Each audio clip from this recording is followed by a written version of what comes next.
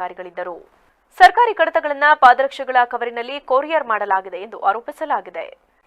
ಕೆಲವು ದಿನಗಳ ಹಿಂದೆ ಕ್ಷೇತ್ರ ಸಂಪನ್ಮೂಲ ಸಮನ್ವಯ ಅಧಿಕಾರಿಗಳ ಕಚೇರಿಯಲ್ಲಿ ಸಿಆರ್ಪಿ ಮತ್ತು ಬಿಆರ್ಪಿಯವರುಗಳು ಸರಿಯಾಗಿ ಶಾಲೆಗಳಿಗೆ ಭೇಟಿ ನೀಡುತ್ತಿಲ್ಲ ಎಂದು ಕೆಲ ಸಾರ್ವಜನಿಕರು ಮತ್ತು ಶಿಕ್ಷಕರು ಆರೋಪವನ್ನು ಮಾಡಿ ಇದಕ್ಕೆ ಸಂಬಂಧಪಟ್ಟ ಕಚೇರಿಗೆ ತೆರಳಿ ಮಾಹಿತಿಯನ್ನ ಕೇಳಿದಾಗ ಮಾಹಿತಿ ನೀಡುವುದಕ್ಕೆ ಬರುವುದಿಲ್ಲ, ಮಾಹಿತಿ ಹಕ್ಕು ಅಧಿನಿಯಮದ ಅಡಿಯಲ್ಲಿ ಮಾಹಿತಿಯನ್ನ ಪಡೆಯುವಂತೆ ಕ್ಷೇತ್ರ ಸಮನ್ವಯ ಅಧಿಕಾರಿ ತಿಳಿಸಿದ್ದಾರೆ. ಅದರ ಅನ್ವಯ ಮಾಹಿತಿ ಹಕ್ಕು ಅಧಿನಿಯಮ ಅಡಿಯಲ್ಲಿ ಬಿಆರ್ಪಿಗಳಾದ ಶಾಂತರಾಜು, ಕೆಬಿ ಕಾಂತರಾಜು, ಟಿಟಿ ಆಸಿಫ್ ಪ್ರತಿನಿತ್ಯ ಶಾಲಾ ವರದಿ ಮತ್ತು ಶಾಲೆಗೆ ಭೇಟಿ ನೀಡುವ ಪ್ರವಾಸ ವಿವರ ಕೋರಿ ಅರ್ಜಿ ನೀಡಿದಾಗ ಇಲಾಖೆ ವತಿಯಿಂದ 9,800 ಹಣವನ್ನ ಕಟ್ಟುವಂತೆ ಇಲಾಖೆಯಿಂದ ತಿಳಿಸಲಾಯಿತು.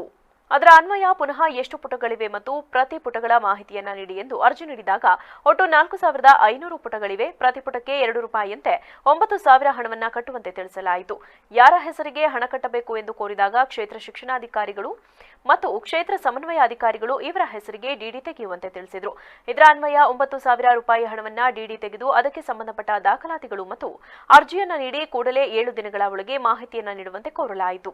ಆದರೆ ಈ ಕ್ಷೇತ್ರ ಸಮನ್ವಯ ಅಧಿಕಾರಿಗಳು ಸರ್ಕಾರಿ ಮಾಹಿತಿಯ ದಾಖಲಾತಿಗಳನ್ನು ಪಾದರಕ್ಷೆಗಳ ಕವರಿನಲ್ಲಿ ತುಂಬಿ ಕೊರಿಯರ್ ಮಾಡಿರುವುದು ಬೆಳಕಿಗೆ ಬಂದಿದೆ.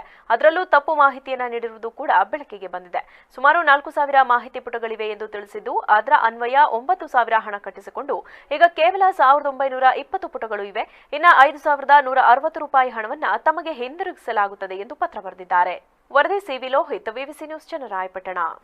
ಪ್ರತಿ ವರ್ಷದಂತೆ ಈ ವರ್ಷವೂ ಕೆರೆ ಕೋಡಮ್ಮನವರ ಜಾತ್ರಾ ಮಹೋತ್ಸವವನ್ನು 3 ದಿನಗಳ ಕಾಲ ಅದ್ದೂರಿಯಾಗಿ ಆಚರಣೆ ಮಾಡಲಾಯಿತು ಎಂದು ಶ್ರೀ ಆದಿಶಕ್ತಿ ಕೆರೆ ಕೋಡಮ್ಮ ದೇವಸ್ಥಾನ ಸಮಿತಿ ಅಧ್ಯಕ್ಷ ಗೋಪಾಲ್ ತಿಳಿಸಿದರು.